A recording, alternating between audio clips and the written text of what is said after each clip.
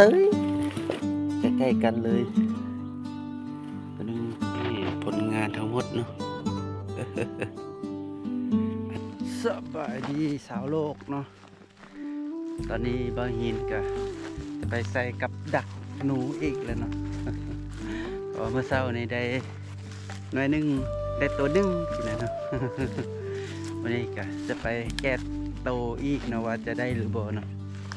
ก็เราเบิ่งเนาะว่าบางหินจะใส่ทางใดเนาะคือคิดว่า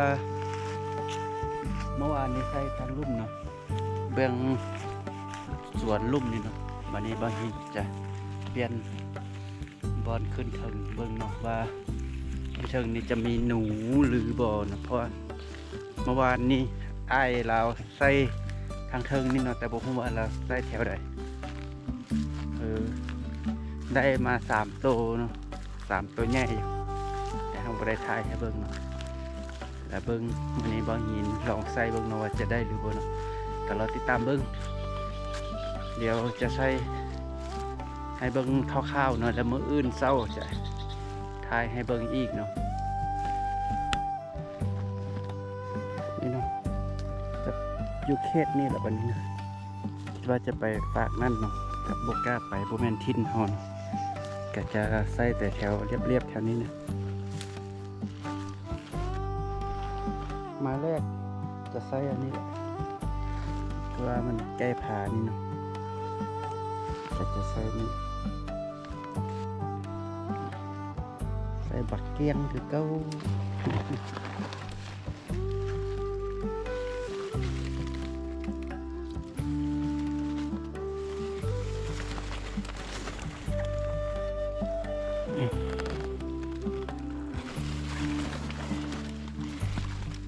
มานี่นะนี่เนาะจุดที่2เนาะใกล้ผาหูผาใกล้หูผาใกล้ๆกับตัวอันรางทำอิฐนี่เนาะ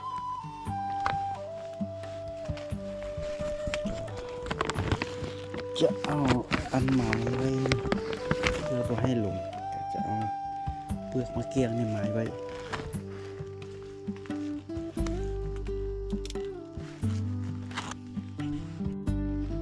โอเคเนาะตอนนี้คือค่ำเลยเนาะ ก็ใส่ไปแล้วเนาะ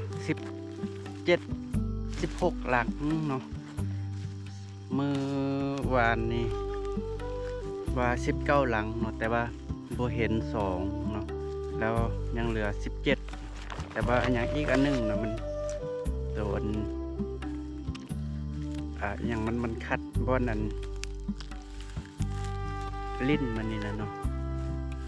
มันหักเนาะก็เลยบ่ได้ใส่ก็ยังเหลืออยู่16 หลังเนาะแล้วก็ใส่สำเร็จเนาะบ่ฮู้ว่าจะได้หรือบ่แล้วก็มีอันนี้เนาะกล้วยไม้เนาะก็บ่ฮู้ว่าเป็นราคาหรือบ่ลองกลับไปถามเพิ่นเบิ่งเนาะว่าอันนี้มันเป็นราคาหรือเปล่าเนาะเดี๋ยวถ้าว่าเป็นราคาบางหินก็จะเอามาไปขายเนาะอย่างที่สามารถสร้างเงินได้ก็อยากหามาเนาะแล้วก็เป็นอย่างไรนั่นเนาะก็จะรอเบิ้งก็รอเบิ้งมืออื่นเศร้าเนาะว่าจะได้หรือเปล่าเนาะแล้วจะถ่ายให้เบิ้งอีกถ้าว่ามันยาวเกินเนาะก็จะแบ่งเป็น2 ตอนเนาะ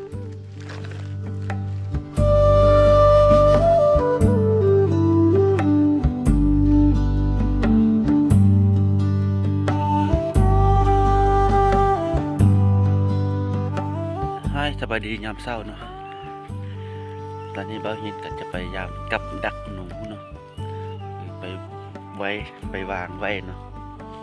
แต่บ่ฮู้ว่ามื้อนี้จะได้หรือบ่เนาะก็รอติดตามเบิ่งเนาะว่าจะได้หรือบ่เดี๋ยวไปชมกันเลยเนาะตอนนี้หมอกก็เต็มภูผาเนาะยามเช้านี่เนาะแต่ว่ามื้อนี้ยังบ่หลายปานใดเนาะแต่ว่าจักหน่อยสวยหน่อยนึงแหละจึงขึ้นมาหลายคนเนาะแล้วตอนนี้เอายังบางอยู่เนาะ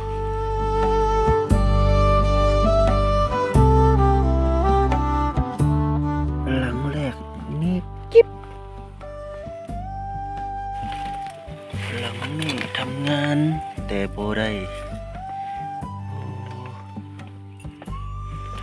บ่ถือหลังนี่เอาอาหารไปกินหลังนี่เอาอาหารไปกินแต่บ่ทำงานน้องยูลิ้นเข้ามาบักไกลหลังนี่ทำงานแต่บ่เห็นนี่ใส่แหละโอ้ยโอ้หมันเซยหนูไว้ได้ไป1 เต็ม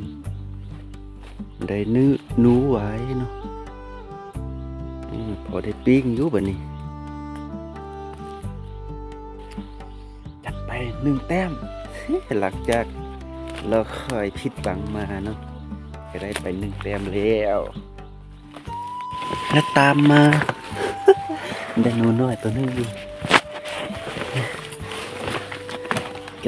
ใกล้ๆกันเลยตัวนึงติดเบื้องนี้ที่ดักเบื้องนี้ติดกันอยู่ได้เสยตัวนี้ก็หนูหวายได้เนาะตัวนี้เนาะหนูหวายได้2 แต้มน่าติดกันมาเลยอ้าวหลังนี้หายโอ้โหได้บ่หายบ่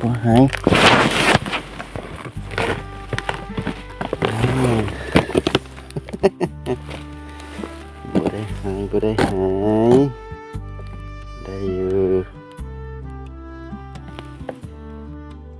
นี่คิดว่าหายเนาะบ่หายเถอะ ได้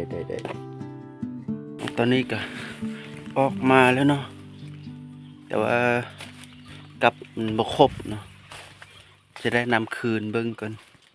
ว่าหลงอยู่ไสเด้อเนาะเบิ่งตอนนี้หมอกหนาแล้วเห็นบ่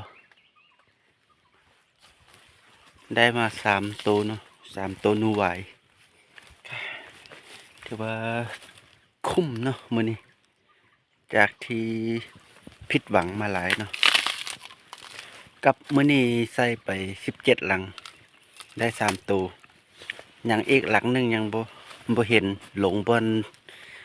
นใส่บ่เนาะเดี๋ยวเราตามกลับเบิ่งเนาะว่าจะเห็นหรือบ่เนาะก็จะตามบ่เห็นเลยเนาะเดี๋ยวเบิ่งตอนสวยถ้าว่าว่างเนาะจะมาซอกหาอีกเทื่อนึงเนาะแล้วสำหรับคลิปนี้บ่าวหินก็จะขอลาจบเพียงเท่านี้เนาะ